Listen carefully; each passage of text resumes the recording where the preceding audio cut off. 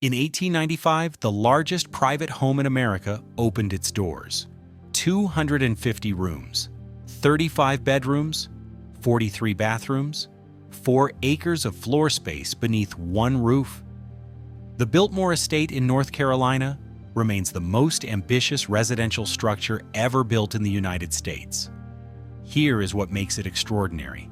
Every stone was cut by hand. Every beam was shaped without power saws. Every carving emerged from chisels guided by human hands alone. Electric construction tools did not exist. Pneumatic drills had not been invented. Gasoline-powered equipment remained decades away. Yet George Vanderbilt and his architect Richard Morris Hunt created a French Renaissance chateau in the North Carolina mountains using techniques unchanged since the Middle Ages. This required a fortune measured in millions, an army of craftsmen numbering over 1,000, and 7 years of unrelenting labor. If you find this story fascinating, take a moment to subscribe. It means a lot. This is the story of how Biltmore was built. George Vanderbilt enjoyed his hand-built chateau for less than 2 decades. In March of 1914, he underwent surgery for an appendix abscess. While visiting Washington, D.C., complications developed. On March 6th, he died at the age of 51. His death was unexpected and premature. He had seemed healthy, vigorous, still in the prime of life. He left behind his wife Edith and their daughter Cornelia, who was 13 years old. He also left behind the most ambitious private estate in America, an enterprise that required constant infusions of capital to maintain. The scale of Biltmore's operations was extraordinary. The house itself required a permanent staff of approximately 40 servants. The estate employed dozens more workers to maintain the grounds, forests, and farms. The total workforce approached 200 people during peak seasons. Every one of these positions represented an ongoing expense. Wages had to be paid, housing provided, operations funded. George's fortune was substantial, but Biltmore consumed money at a rate that few estates could sustain indefinitely. Edith Stuyvesant Dresser, Vanderbilt was 41 years old when her husband died. She was left to manage an estate that had been George's passion, but had never been designed with economic sustainability as a primary concern. George had built Biltmore to realize a vision. Profit had been secondary. Now Edith faced decisions about how to preserve what her husband had created while adapting to financial realities that were growing more challenging. The outbreak of World War I in 1914, just months after George's death, disrupted the American economy. Labor costs rose as men left for military service. Material prices increased. The forestry operations that George had established continued to produce revenue, but not enough to offset the estate's expenses. Edith began reducing staff. She consolidated operations. She closed portions of the house that were not essential. The grand entertainments that George had occasionally hosted became less frequent and more modest. The 1920s brought prosperity to much of America, but maintaining Biltmore remained a constant challenge. By this time, Cornelia had grown to adulthood. She married John Francis Amherst Cecil, a British diplomat, in 1924. The wedding was held at Biltmore and attracted national attention. It was one of the last great social events the estate would host for decades. Cornelia and her husband eventually had 2 sons, George Henry Vanderbilt Cecil, born in 1925, and William Amherst Vanderbilt Cecil, born in 1928. These boys represented the 3rd generation of the family associated with Biltmore.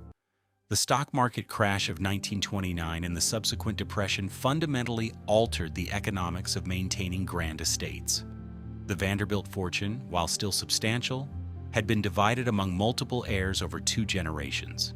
The portion available to support Biltmore was no longer adequate to sustain operations at the scale George had envisioned.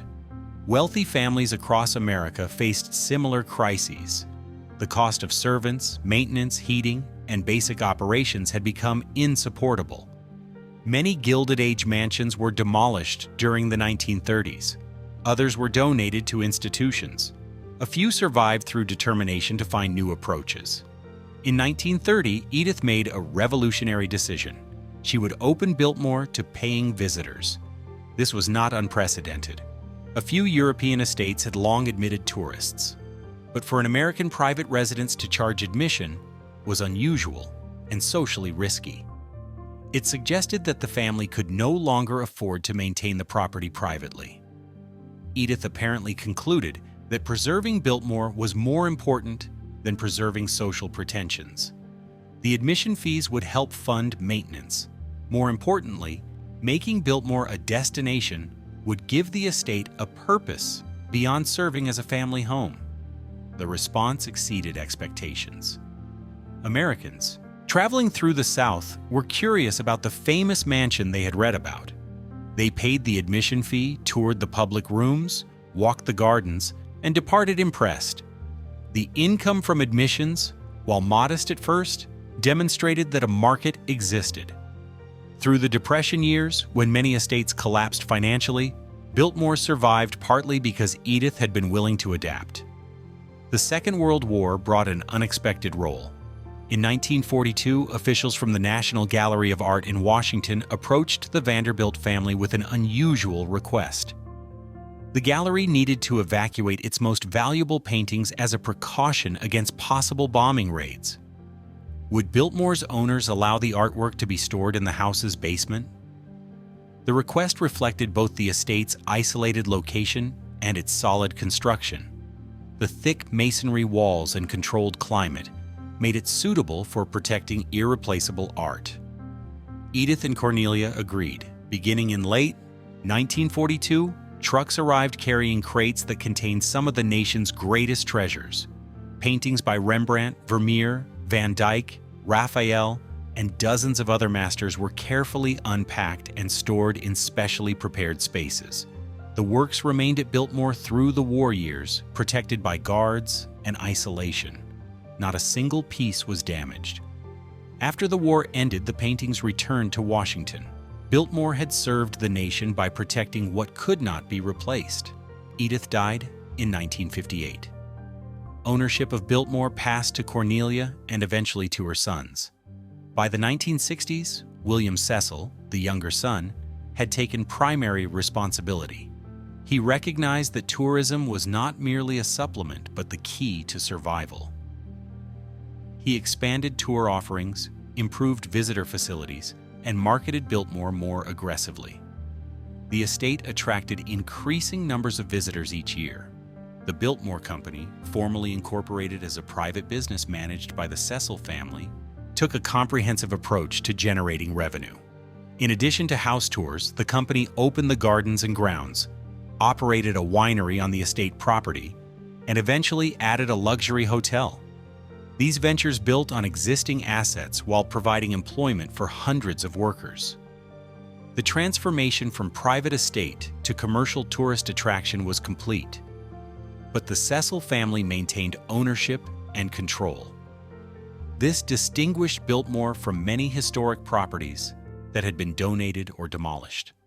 The hand-built chateau that George Vanderbilt had opened in 1895 had survived through adaptation.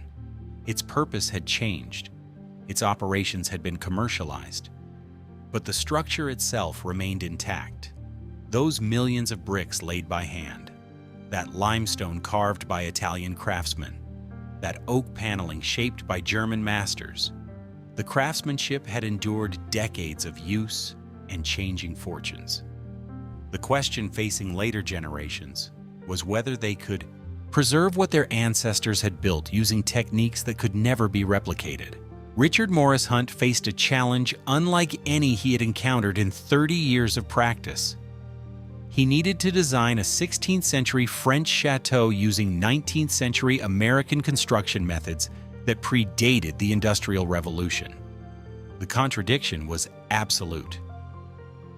The chateau of the Loire Valley had been built over decades by craft guilds with skills passed down through generations.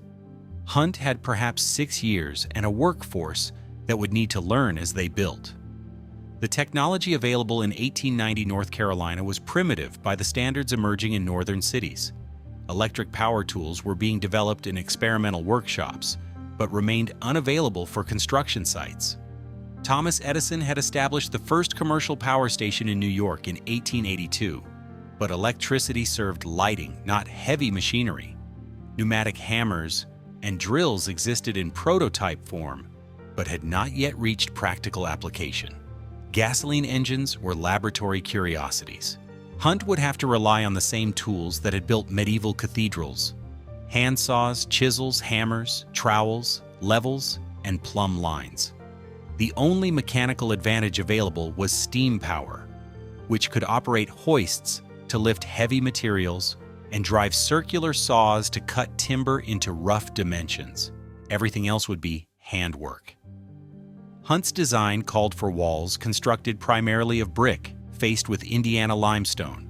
The limestone would be hand-quarried from beds near Bedford, Indiana, cut to specification, and shipped by rail.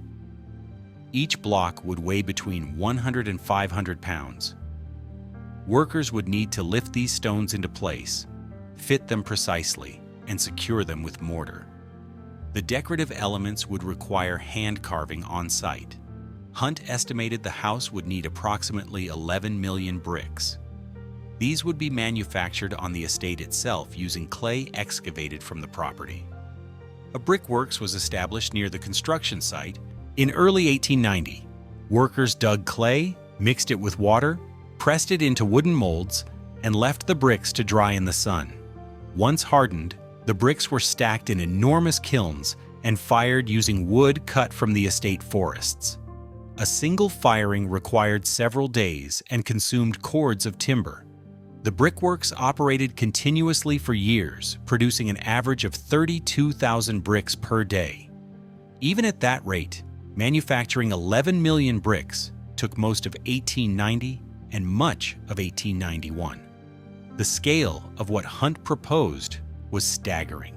The main house would measure 375 feet in length. The entrance facade would rise 7 stories from ground to roofline. The grand staircase would ascend through 3 floors in a space measuring 25 feet wide. The banquet hall would feature a 72-foot ceiling. The library would house 10,000 volumes in a room paneled entirely in hand-carved oak. Hunt specified 65 fireplaces, each requiring a chimney that would rise through multiple floors. The roof itself presented extraordinary challenges. Hunt designed it in the French style with steep pitches, elaborate dormers, decorative gables, and countless ridges and valleys. Hunt estimated the total cost at $1.5 million. This proved wildly optimistic. The final accounting would approach $6 million, equivalent to over $180 million in today's currency. But in 1889, when George approved the plans, both men believed the budget was achievable and the timeline reasonable. The workforce began assembling in late 1889 and early 1890. At peak construction, more than 1,000 men would labor on the site simultaneously. Finding that many workers in rural North Carolina proved difficult, Asheville and the surrounding counties simply did not contain enough skilled craftsmen. Hunt and his supervising architect, Richard Sharp Smith, recruited locally where possible, but looked to Europe for specialists. Stonemasons came from Italy, accustomed to working marble and limestone in the old tradition. Woodcarvers arrived from Germany and Austria, men trained in the Black Forest style. Plasterers came from France and England, bringing techniques for ornamental plasterwork refined over centuries.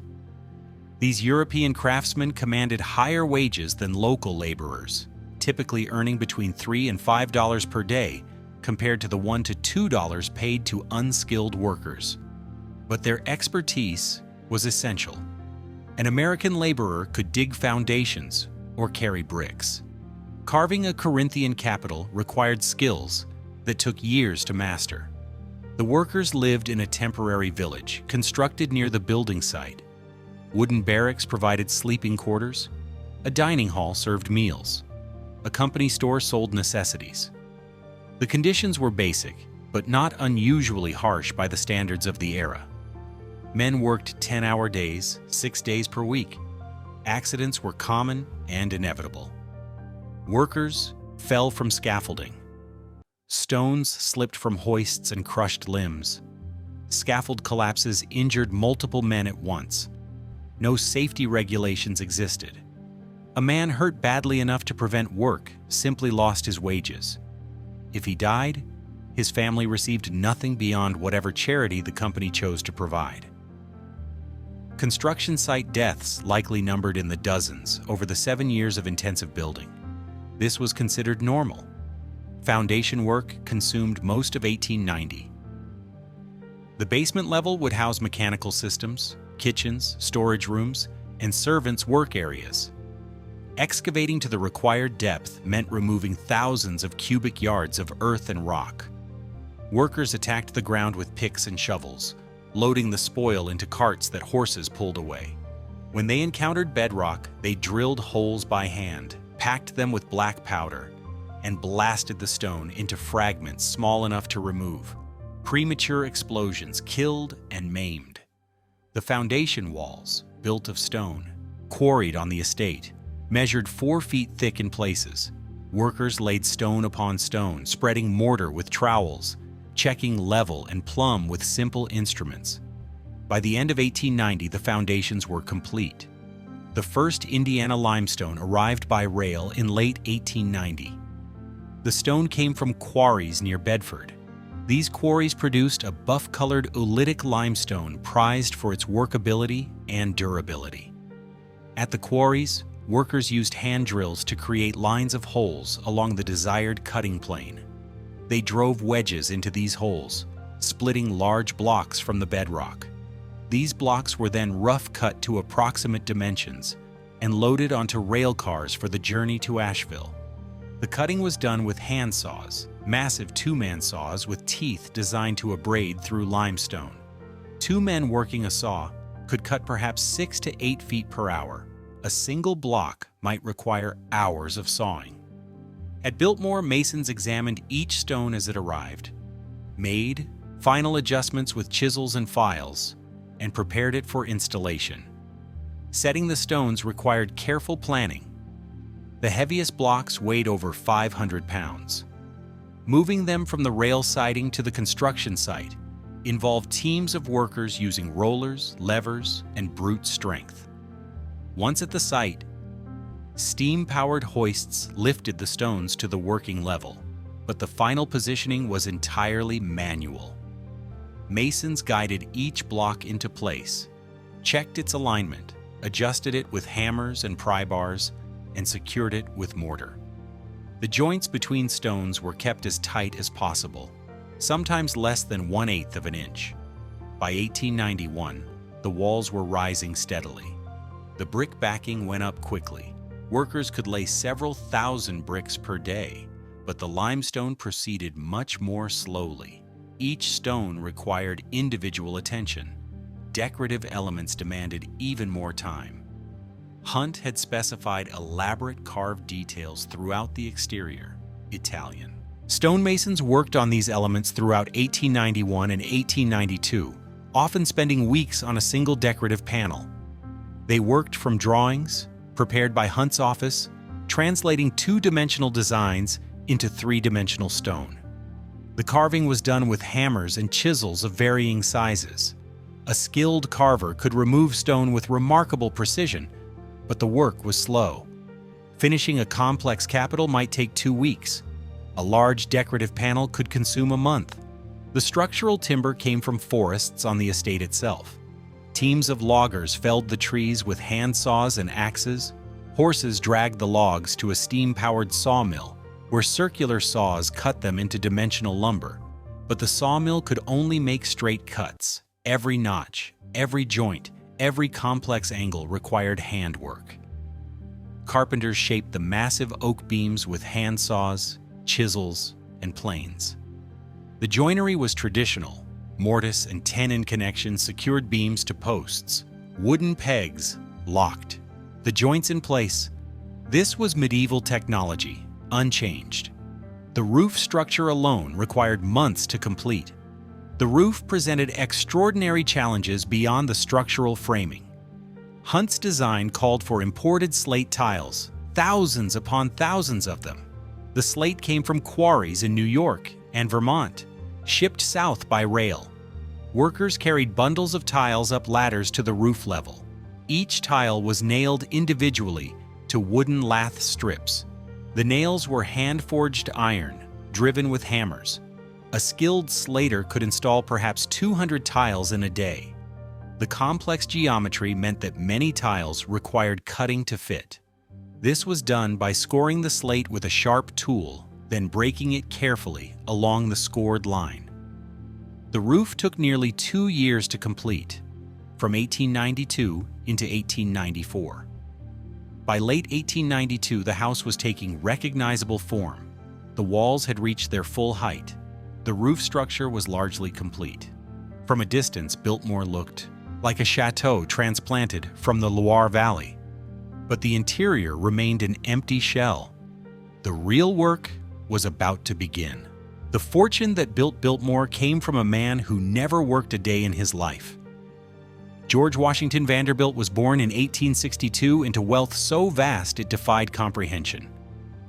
His grandfather, Cornelius Vanderbilt, had died 5 years earlier, leaving an estate valued at over $100 million. In an era when a skilled laborer earned perhaps $500 per year, the Commodore's fortune represented the accumulated wages of 200,000 workers, laboring for an entire lifetime. Cornelius had built his empire on steamships and railroads, crushing competitors with ruthless efficiency. When he died in 1877, he left the bulk to his eldest son, William Henry Vanderbilt. William doubled the inheritance within 8 years. By 1885, the Vanderbilt fortune had grown to approximately $200 million. He divided this sum among his 8 children. Each received roughly $25 million. George, the youngest son, inherited his share at age 23. He would never need to earn another dollar. George was unlike his brothers. William Kissam Vanderbilt, the eldest, threw himself into railroads and built a 52-room chateau on Fifth Avenue. Cornelius II managed the New York Central Railroad. Frederick built a summer estate in Hyde Park. They were industrialists, managers, men who understood that fortunes required attention. George had no interest in railroads. He collected books instead. By his early 20s, he had assembled a personal library of over 20,000 volumes. He studied architecture, landscape design, agriculture, and forestry. He spoke 8 languages fluently. When his brothers discussed tonnage and freight rates, George discussed Molière and Dante. His mother, Maria Louisa Kissam Vanderbilt, encouraged his intellectual pursuits. She had been disappointed in her older son's choices. In George, she recognized something finer, a sensibility that valued culture over commerce. In the early 1880s, George embarked on the grand tour that wealthy young Americans considered essential.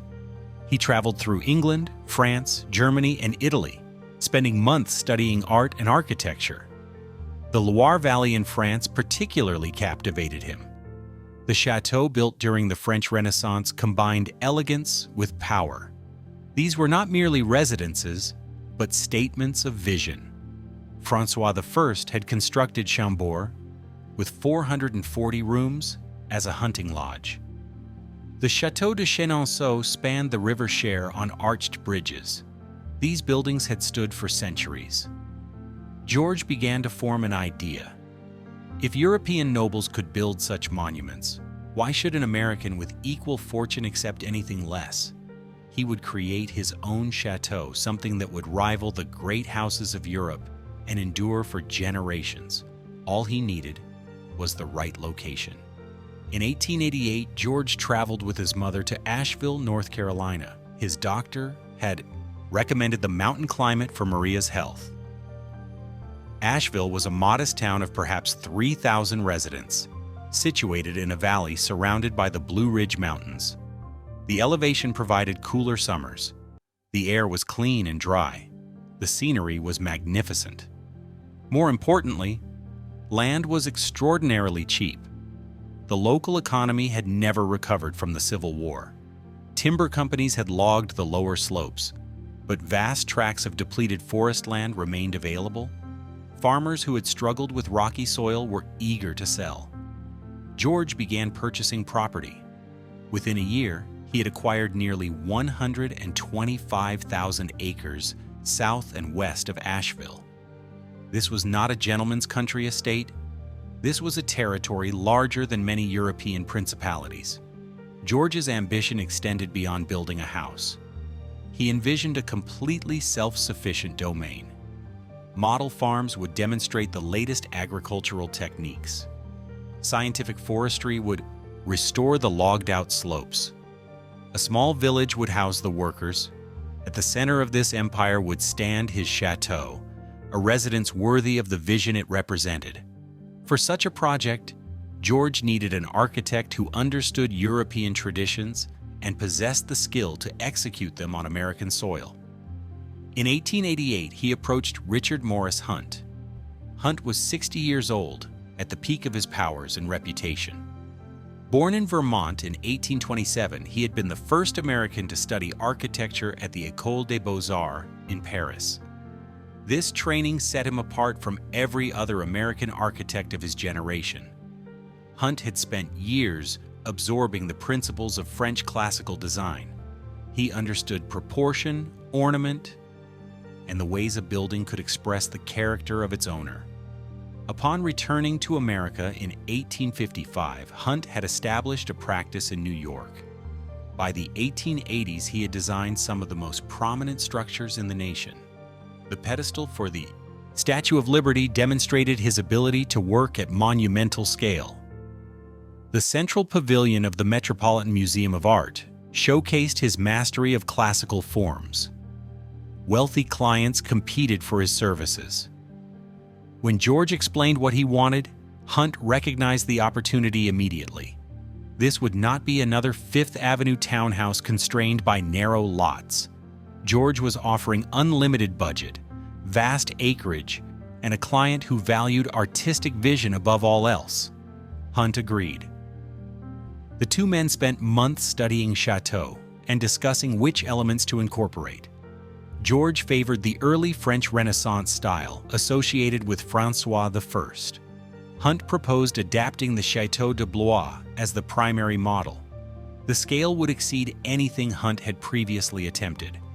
The house would measure 375 feet long and 250 feet wide at its maximum points.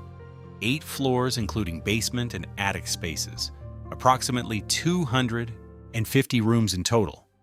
4 acres of floor space beneath a single roof. This would be the largest private residence in America. In October of 1889, construction began.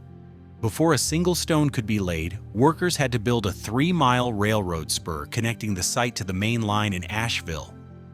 Everything needed for the project would arrive by rail. The spur took months to complete. While the railroad advanced, other crews began clearing and leveling the building plot. The location George had selected sat on a plateau overlooking the French Broad River Valley. The views stretched for miles. But the ground required extensive preparation. Workers removed trees, pulled stumps, and began excavating for the foundation. Every shovelful of earth was moved by hand. Horses pulled carts loaded with dirt and rock. Steam-powered hoists could lift heavy materials, but the digging itself relied on human muscle, picks, shovels, pry bars, the same implements that had built pyramids and cathedrals. By the end of 1889, the site was ready.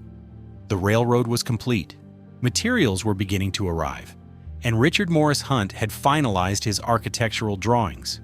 George Vanderbilt had commissioned what would become the most ambitious, hand-built structure in American history. The question was whether human hands alone could actually build it. The techniques used to build Biltmore had changed remarkably little since the construction of medieval cathedrals. The tools were essentially identical. The materials were the same. What differed was the scale of ambition compressed into a shorter time frame and the application of limited steam power for specific tasks. But the fundamental work remained a matter of human hands, human eyes, and human judgment accumulated through years of apprenticeship. Stone cutting began at the quarries in Indiana. Workers identified suitable beds of limestone through visual inspection and test drilling. The oolitic limestone preferred for Biltmore consisted of tiny spherical grains cemented together, giving it a relatively uniform texture. This uniformity made it easier to cut in any direction, without the stone splitting along unwanted planes. At the quarry face, workers drilled a line of holes using hand-powered augers. These augers consisted of a steel bit attached to a long handle. 2 men worked, each auger, one turning while the other applied downward pressure. Drilling a line of holes deep enough to separate a large block might require a full day's work. Once the holes were complete, workers drove steel wedges into them, tapping each wedge in sequence. Eventually, the stone would fracture along the line of holes. The rough blocks were transported to cutting sheds where they were sawn to approximate dimensions. The saws were massive frames holding multiple blades made of soft iron. These blades did not cut through the stone directly. Instead, workers fed a mixture of sand and water onto the blades as they moved back and forth. The sand particles acted as the actual cutting medium, abrading through the stone grain by grain. A steam engine provided the power to drive the saw frames. Even so, cutting through a block 2 feet thick might require 8 to 10 hours. The resulting blocks were still rough. Final dressing would occur at the construction site. At Biltmore, masons received the roughly cut stones and refined them to precise dimensions. This work was done entirely by hand. A mason would study the architectural drawings to understand exactly what shape was required. He would mark the stone with chalk, indicating where material needed to be removed. Then, using a series of chisels and a 2-pound hammer, he would begin removing excess stone. The process was subtractive and irreversible. A mistake meant the stone might be unusable. Skilled masons developed an almost intuitive understanding. They could feel through the hammer and chisel how the stone would respond to each blow. For decorative elements, the carving was far more complex. Capitals for columns required transforming a rectangular block into a form with multiple projecting elements and intricate surface details. The mason would begin by establishing the basic geometry. He would rough out the general shape using a pointed chisel, removing large amounts of waste stone quickly. Once the basics form emerged, he would switch to a toothed chisel that removed stone in smaller increments. The finishing work used flat chisels and files to achieve smooth surfaces and crisp edges. A complex Corinthian capital with its characteristic acanthus leaves might require 3 to 4 weeks of continuous work. Biltmore required dozens of such capitals, each one individually carved on site. The woodwork inside Biltmore demanded equal skill applied to a different material. Oak was the primary wood for structural elements and decorative paneling. The oak came from old-growth forests on the estate. These trees were felled in winter when sap levels were lowest. After felling, the logs were transported to a sawmill where a steam-powered circular saw cut them into dimensional lumber. This rough cutting was relatively fast, but every subsequent operation was manual. Carpenters shaped structural beams using hand tools, broad axes and adzes for rough work, then planes for smoothing. Creating a mortise and tenon joint required careful measurement and patient cutting. The carpenter would mark the location of the mortise.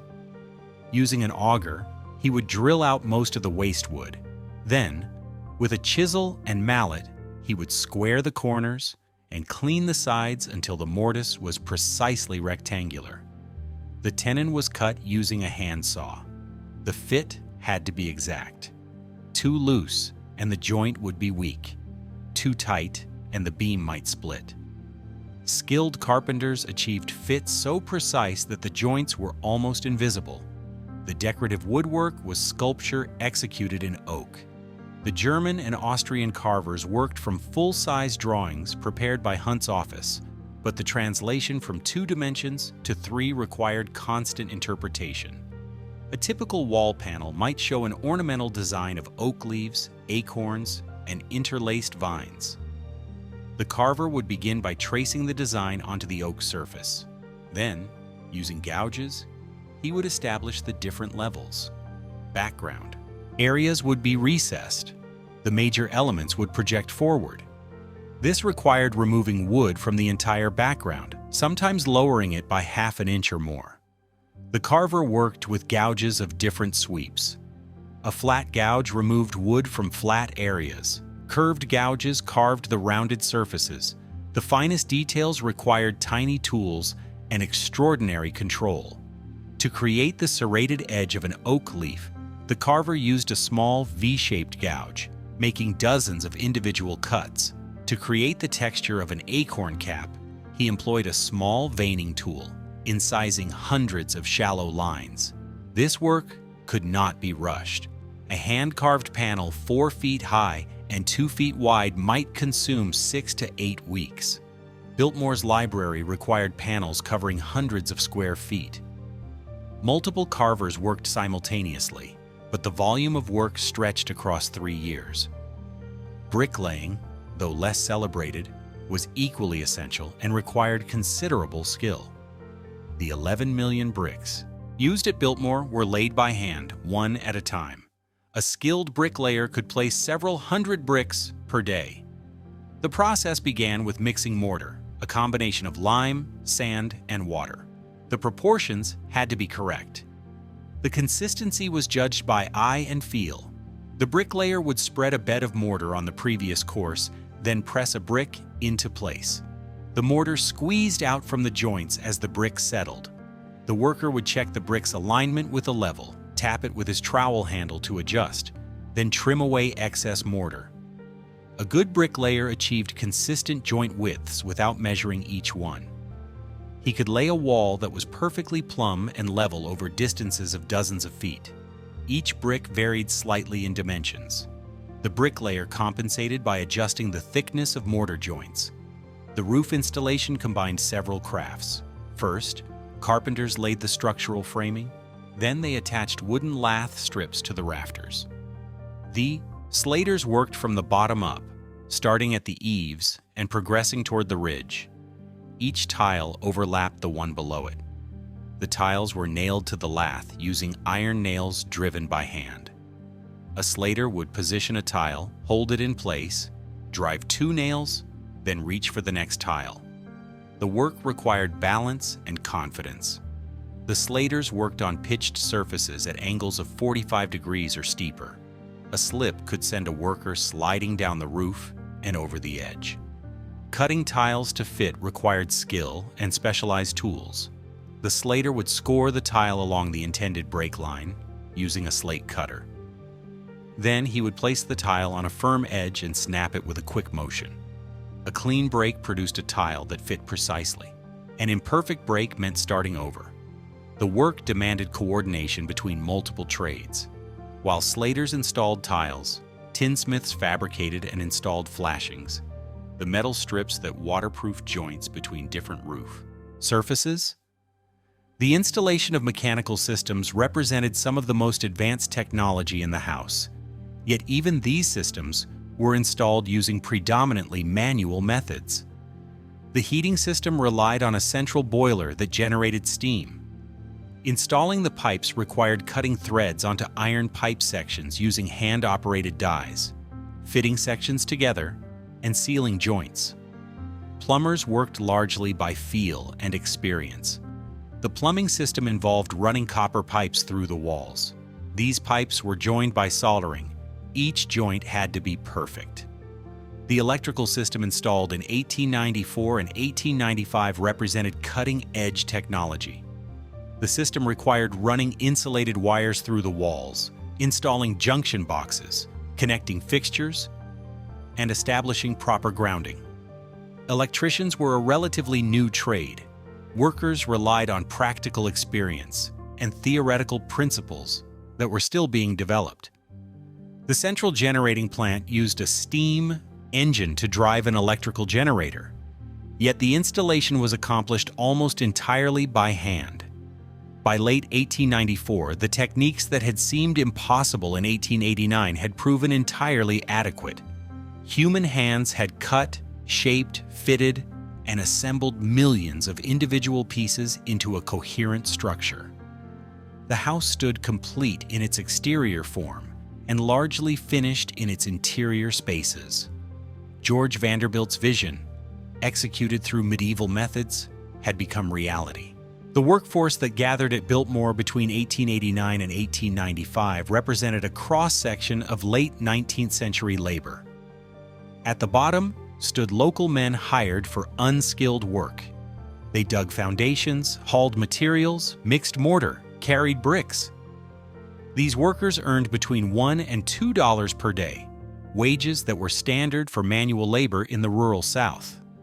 Many came from farms in the surrounding counties, drawn by steady employment. Agricultural work was seasonal and uncertain. Construction at Biltmore continued year-round. A man could earn perhaps $300 to $400 per year if he remained employed throughout.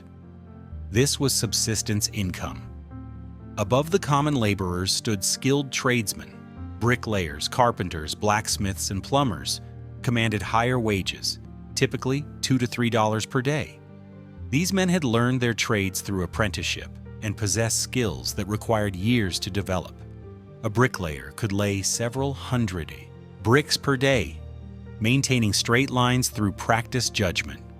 A carpenter could read architectural drawings and assemble structural frameworks. These skills were valuable, but not rare. What Biltmore required were master craftsmen capable of the finest decorative work. For these specialists, Hunt and his supervisors looked to Europe. Italian stonemasons began arriving in 1890. They came primarily from regions with long traditions of marble and limestone work. Some had worked on the restoration of medieval cathedrals. Others had carved monuments in Italian cemeteries. They brought tools that had changed little since the Renaissance: hammers of various weights, chisels in dozens of profiles, rasps for smoothing curved surfaces. These men earned between $3 and $5 per day.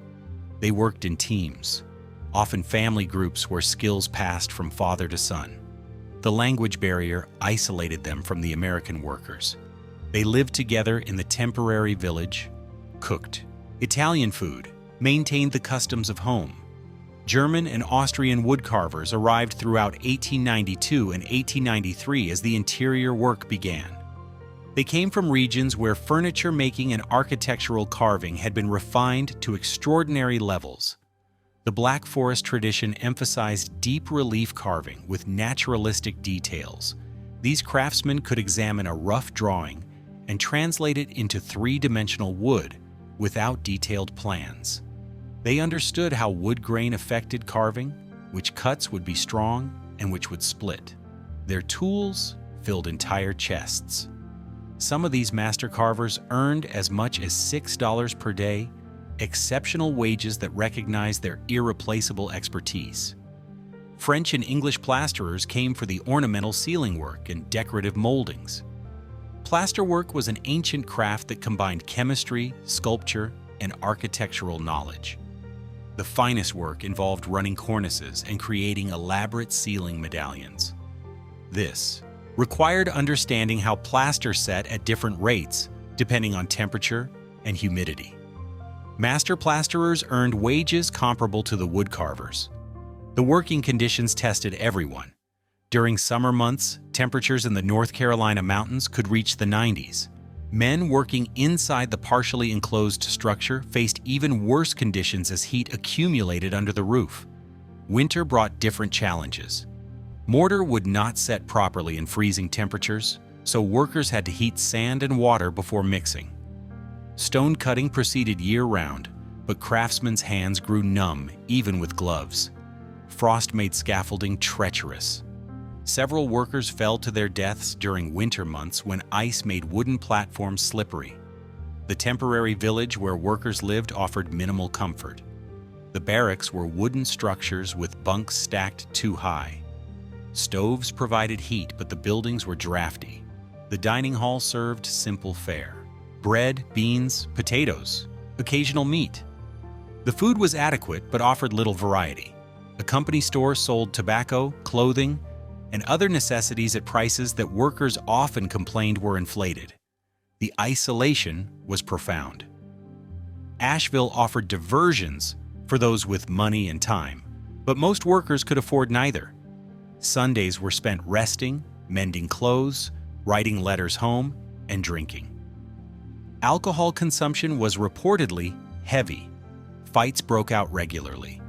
The European craftsmen maintained separation from the American laborers, partly due to language barriers but also due to class consciousness. The Italians, Germans, and French saw themselves as artisans, members of an honored tradition. The Americans digging foundations were simply laborers. This attitude created tensions. American workers resented the higher wages paid to foreigners. The Europeans looked down on American craftsmanship as crude.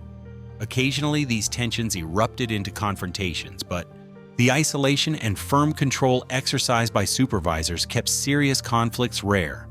Accidents were accepted as inevitable. Scattered references suggest that dozens of workers died during the construction period. Falls from scaffolding accounted for many deaths. The scaffolding was built of wood and constantly reconfigured. Planks sometimes broke under weight. Connections failed. Men lost their balance while carrying heavy loads. A fall from the second story could be survived. A fall from the sixth floor was usually fatal. Stone-related accidents killed and maimed as well. Blocks slipped from hoists, crushed workers below. Fingers and hands were crushed between stones. Some injuries healed. Others left men permanently disabled, unable to continue heavy work and facing an uncertain future. The pace of work was relentless. Hunt's original estimate of 6 years created constant pressure. By 1892, it was clear that the timeline had been optimistic. The sheer volume of handwork required more time than anticipated. Each decorative element took longer than predicted. Weather delays accumulated. Workers fell ill. Materials arrived late. But George Vanderbilt wanted his house completed. Foremen pushed the workers to maintain output. 10-hour days were standard. During critical phases, work days stretched to 12 hours. Despite the hardships, men continued to arrive seeking employment. The jobs at Biltmore were harsh but reliable. In an era of economic uncertainty and frequent financial panics, steady wages meant security. The Depression of 1893 sent unemployment soaring across the nation. Biltmore continued hiring throughout the downturn. Workers who might have faced destitution elsewhere found that the Vanderbilt fortune was large enough to weather any financial storm. By early 1893, the workforce exceeded 1,000 men. They swarmed over the structure like an army laying siege. Building Biltmore was a kind of warfare, an assault on the physical world conducted with hand tools and human muscle. The building resisted at every step. Stone split wrong, timbers warped, measurements proved inaccurate.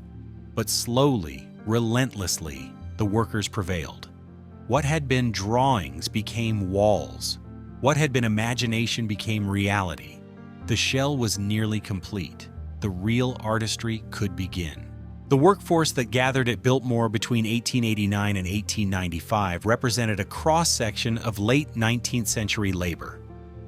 At the bottom stood local men hired for unskilled work. They dug foundations, hauled materials, mixed mortar, carried bricks. These workers earned between $1 and $2 per day, wages that were standard for manual labor in the rural South. Many came from farms in the surrounding counties, drawn by steady employment. Agricultural work was seasonal and uncertain. Construction at Biltmore continued year-round. A man could earn perhaps $300 to $400 per year if he remained employed throughout.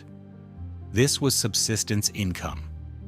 Above the common laborers stood skilled tradesmen. Bricklayers, carpenters, blacksmiths, and plumbers commanded higher wages, typically $2 to $3 per day. These men had learned their trades through apprenticeship and possessed skills that required years to develop. A bricklayer could lay several hundred bricks per day, maintaining straight lines through practiced judgment. A carpenter could read architectural drawings and assemble structural frameworks. These skills were valuable, but not rare. What Biltmore required were master craftsmen capable of the finest decorative work. For these specialists, Hunt and his supervisors looked to Europe. Italian stonemasons began arriving in 1890. They came primarily from regions with long traditions of marble and limestone work. Some had worked on the restoration of medieval cathedrals. Others had carved monuments in Italian cemeteries. They brought tools that had changed little since the Renaissance: hammers of various weights, chisels in dozens of profiles, rasps for smoothing curved surfaces. These men earned between $3 and $5 per day. They worked in teams, often family groups where skills passed from father to son. The language barrier isolated them from the American workers. They lived together in the temporary village, cooked Italian food, maintained the customs of home. German and Austrian woodcarvers arrived throughout 1892 and 1893 as the interior work began. They came from regions where furniture making and architectural carving had been refined to extraordinary levels. The Black Forest tradition emphasized deep relief carving with naturalistic details. These craftsmen could examine a rough drawing and translate it into three-dimensional wood without detailed plans. They understood how wood grain affected carving, which cuts would be strong and which would split. Their tools filled entire chests. Some of these master carvers earned as much as $6 per day, exceptional wages that recognized their irreplaceable expertise. French and English plasterers came for the ornamental ceiling work and decorative moldings. Plasterwork was an ancient craft that combined chemistry, sculpture, and architectural knowledge. The finest work involved running cornices and creating elaborate ceiling medallions. This required understanding how plaster set at different rates depending on temperature and humidity. Master plasterers earned wages comparable to the woodcarvers. The working conditions tested everyone. During summer months, temperatures in the North Carolina mountains could reach the 90s. Men working inside the partially enclosed structure faced even worse conditions as heat accumulated under the roof. Winter brought different challenges. Mortar would not set properly in freezing temperatures, so workers had to heat sand and water before mixing. Stone cutting proceeded year-round, but craftsmen's hands grew numb even with gloves. Frost made scaffolding treacherous. Several workers fell to their deaths during winter months when ice made wooden platforms slippery. The temporary village where workers lived offered minimal comfort. The barracks were wooden structures with bunks stacked too high. Stoves provided heat, but the buildings were drafty. The dining hall served simple fare: bread, beans, potatoes, occasional meat. The food was adequate but offered little variety. A company store sold tobacco, clothing, and other necessities at prices that workers often complained were inflated. The isolation was profound. Asheville offered diversions for those with money and time, but most workers could afford neither. Sundays were spent resting, mending clothes, writing letters home, and drinking. Alcohol consumption was reportedly heavy. Fights broke out regularly. The European craftsmen maintained separation from the American laborers, partly due to language barriers but also due to class consciousness. The Italians, Germans, and French saw themselves as artisans, members of an honored tradition. The Americans digging foundations were simply laborers. This attitude created tensions. American workers resented the higher wages paid to foreigners. The Europeans looked down on American craftsmanship as crude. Occasionally, these tensions erupted into confrontations, but the isolation and firm control exercised by supervisors kept serious conflicts rare. Accidents were accepted as inevitable. Scattered references suggest that dozens of workers died during the construction period. Falls from scaffolding accounted for many deaths. The scaffolding was built of wood and constantly reconfigured. Planks sometimes broke under weight. Connections failed. Men lost their balance while carrying heavy loads. A fall from the second story could be survived. A fall from the sixth floor was usually fatal. Stone-related accidents killed and maimed as well. Blocks slipped from hoists, crushed workers below. Fingers and hands were crushed between stones. Some injuries healed. Others left men permanently disabled, unable to continue heavy work and facing an uncertain future. The pace of work was relentless. Hunt's original estimate of 6 years created constant pressure.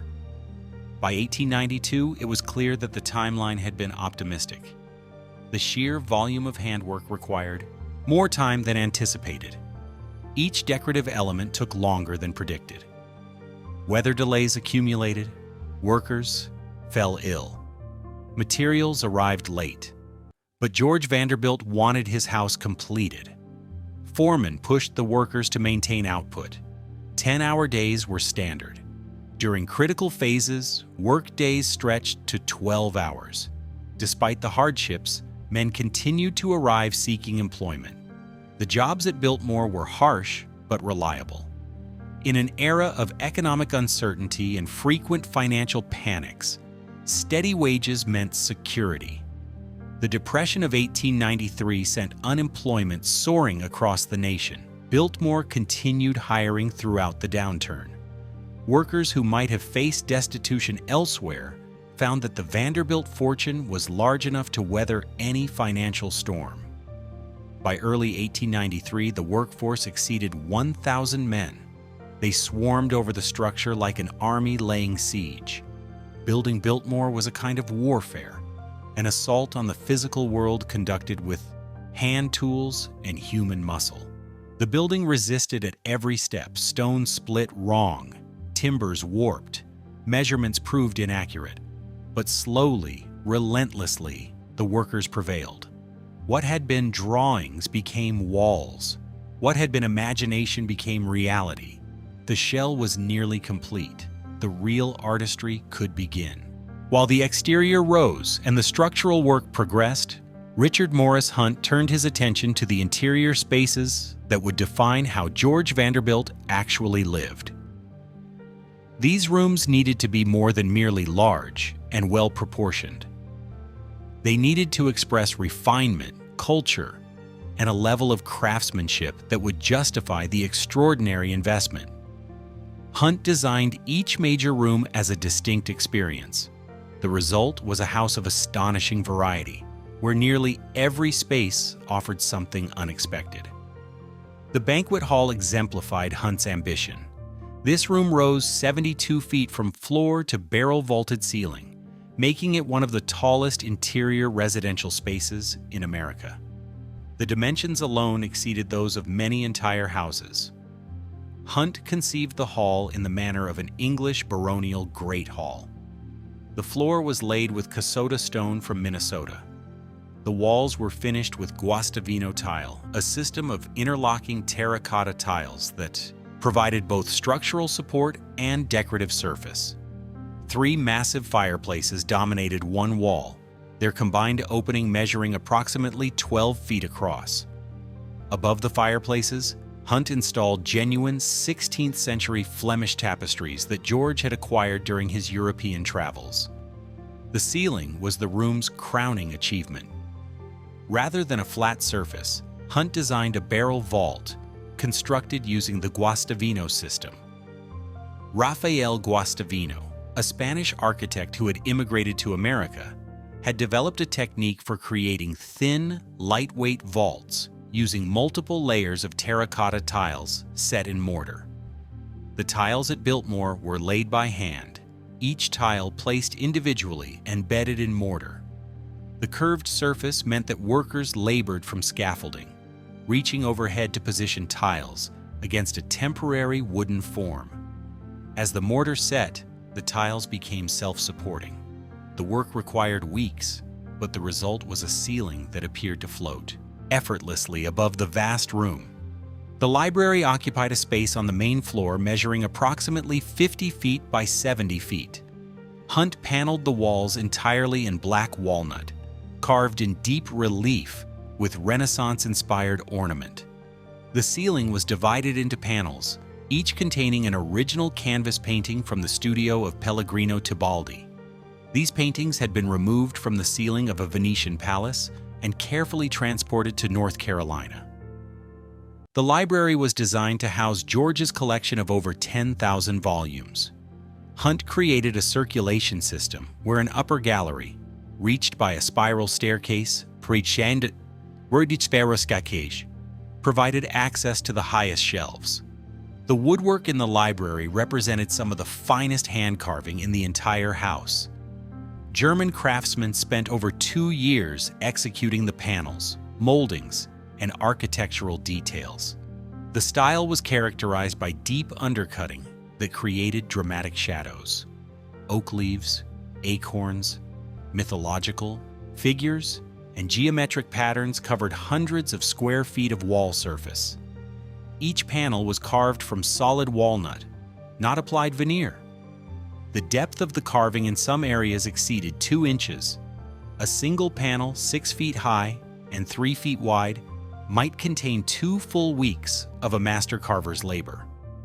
The library required dozens of such panels. The fireplace in the library was carved from a single massive piece of French limestone. The design featured classical columns supporting an entablature decorated with carved swags and rosettes. The overmantel incorporated a panel carved with the Vanderbilt family crest.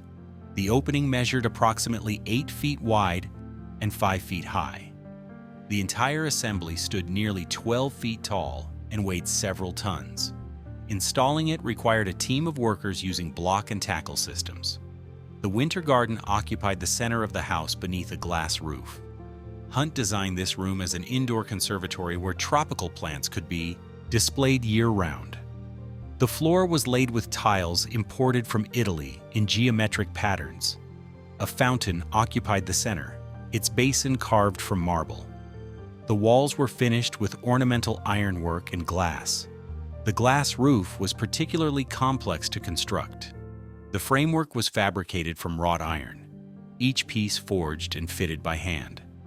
The glass panes were set in place individually and sealed with putty. The entire structure had to support its own weight, resist wind loads, and shed water effectively. The bedrooms on the upper floors were individually decorated according to themes Hunt and George selected. The oak drawing room featured American oak paneling. The Louis XIII room was finished with French walnut paneling in the Rococo manner.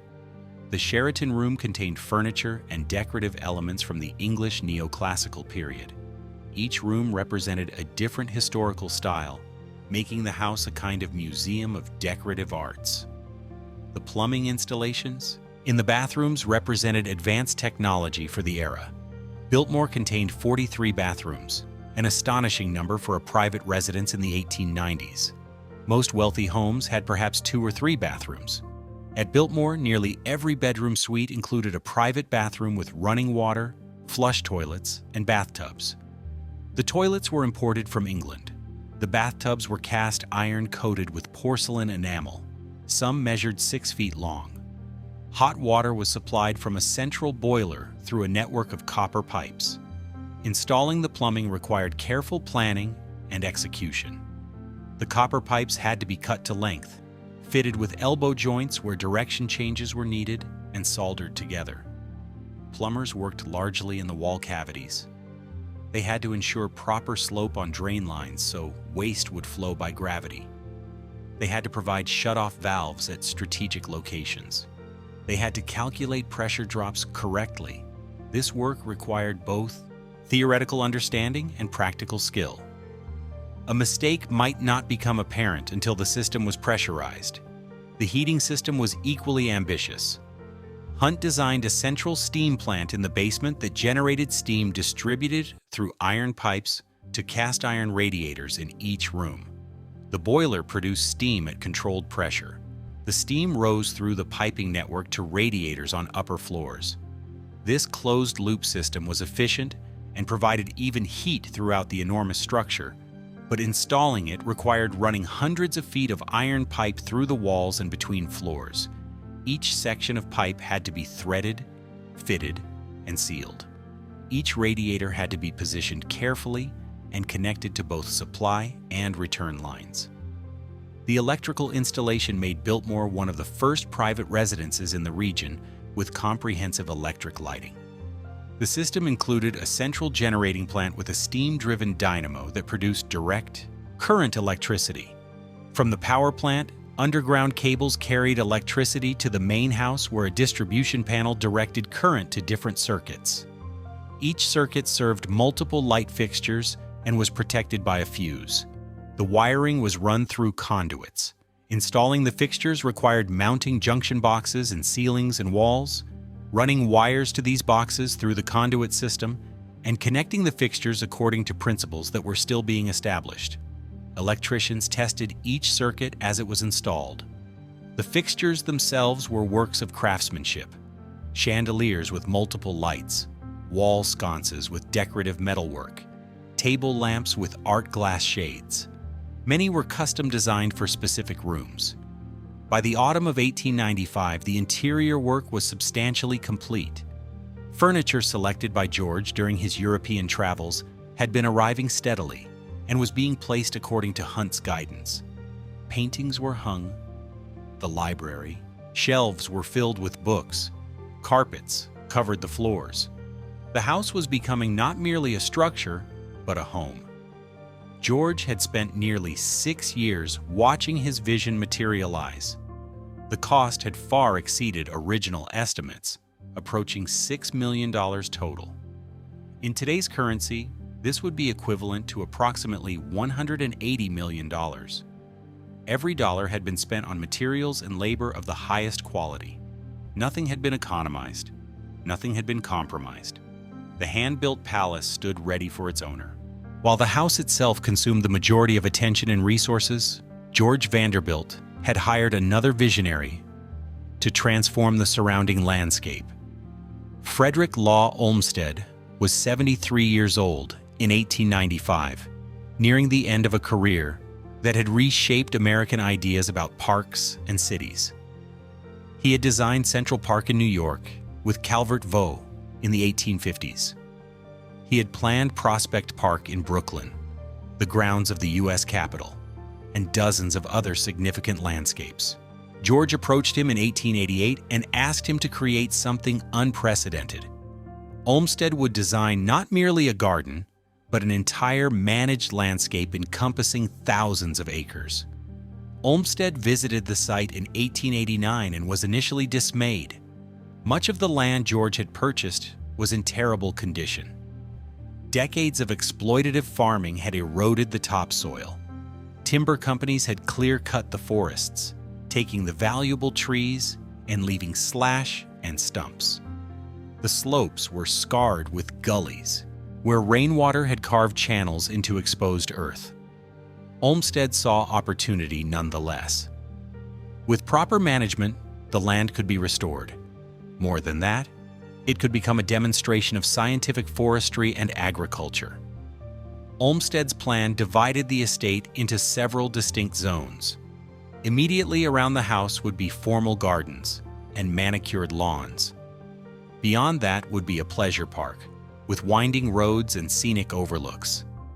The outer reaches would be dedicated to productive forestry. Agricultural land would be consolidated into model farms.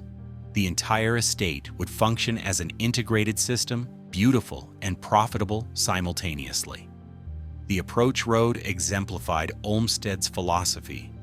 Rather than a straight drive from the entrance gate to the house, he designed a winding route approximately 3 miles long that revealed the landscape gradually. The road would begin in the relatively open valley floor, pass through regenerating forest, cross streams on carefully sited bridges, and finally emerge at the house from an angle that presented the building most dramatically. Creating this road required moving enormous quantities of earth. Workers with horses, carts, and hand tools carved the roadbed into hillsides, built up low areas with fill, and established proper drainage. The grading had to be precise.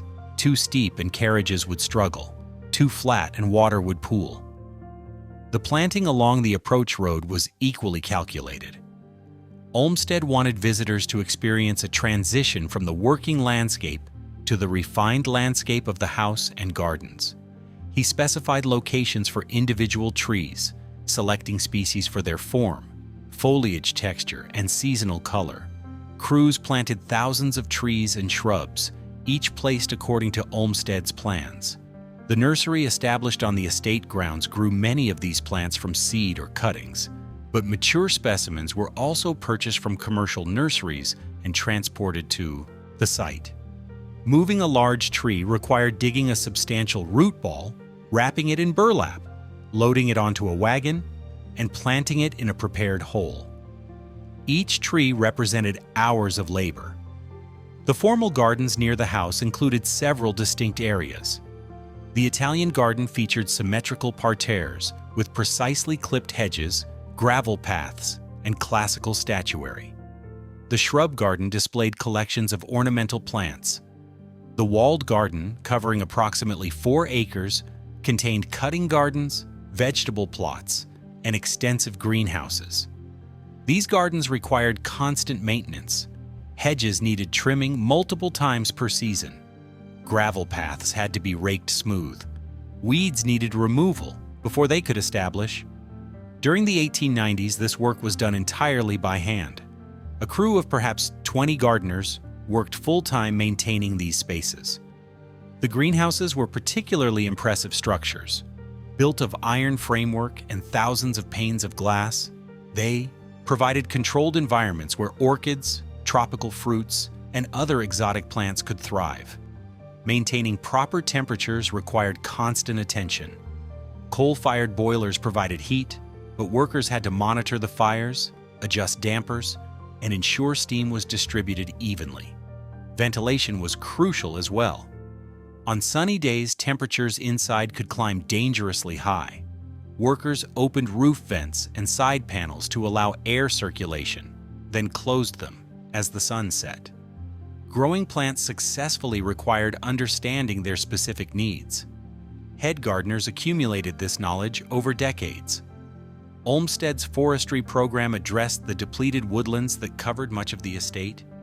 He hired Gifford Pinchot, a young forester trained in Europe, to implement scientific management practices. Pinchot arrived in 1892, examined the forests systematically, and developed plans for their restoration and eventual sustainable harvest. The work began with clearing the slash left by previous logging operations. Crews walked through the cutover areas, piling branches and unusable wood, then burning the piles. This was dangerous work. Fires could easily escape control. Workers watched the burns carefully, containing them with fire breaks. The nursery established on the estate grounds eventually covered approximately 5 acres and produced millions of seedlings. Workers collected seed from healthy trees of desirable species. They planted the seeds in nursery beds where they received water, weeding, and protection from animals. After 2 or 3 years, seedlings were lifted from the nursery beds and transported to planting sites. Planting crews worked systematically across the hills, spacing seedlings according to Pinchot's specifications. Each seedling required a hole dug by hand. The roots had to be spread properly and covered with soil firmed to eliminate air pockets. On steep slopes, this work was physically demanding. Crews might plant several hundred seedlings in a day, but the estate's scale meant that planting continued for years. Olmsted also designed an extensive system of roads and trails throughout the estate. These were not merely utilitarian routes, but carefully planned experiences. Some roads climbed to overlooks, offering views across the valley. Others descended into ravine forests, where mountain streams created cool microclimates. Trail construction required understanding topography and drainage. A poorly located trail would erode rapidly. Olmsted's designers selected routes that maintained sustainable grades and crossed streams at stable points. Construction crews cleared vegetation, established the trailbed, and placed drainage structures. The work was manual and slow, but resulted in trails that endured. The estate also included working farms that Olmsted integrated into the overall design. Dairy operations, pig farms, and crop fields occupied land unsuitable for gardens or forests. These farms demonstrated progressive agricultural practices and provided food for the house and staff. Olmsted located farm buildings where they would be screened from view by topography and vegetation. This attention to sightlines was characteristic. He believed that beautiful landscapes required hiding the infrastructure that supported them. Service roads were routed through wooded areas. Utility buildings were tucked into valleys. By December of 1895, Olmsted's landscape was far from complete. Trees planted in 1890 were still small. Many areas remained in early stages of restoration, but the basic structure was established. The approach road functioned as intended. The formal gardens provided appropriate settings for the architecture. The forests were on the path to recovery. Olmsted's vision, like Hunt's, would require decades to fully mature, but the foundation was laid. On Christmas Eve 1895, George Vanderbilt officially opened Biltmore. He had never married, and at 33, he remained one of America's most eligible bachelors. His mother had died the previous year, but other family members gathered for the celebration. His brothers and their wives toured the completed house. They admired the banquet hall, explored the library, walked through the winter garden. They recognized that George had accomplished something none of them had attempted. This was not merely a summer cottage. This was an estate on the European scale, built entirely by hand in the North Carolina mountains. The party that Christmas was reportedly small and intimate. George had created Biltmore for himself, not to impress New York society. He intended to live here permanently, managing his forests, building his library, pursuing the cultivated life he had always preferred to commerce. He would marry Edith Stuyvesant Dresser in 1898. Their daughter Cornelia would be born at Biltmore in 1900. For a brief time, it appeared that George had created exactly what he intended: a lasting dynasty rooted in land, culture, and careful stewardship. He would not live to see his vision fully realized.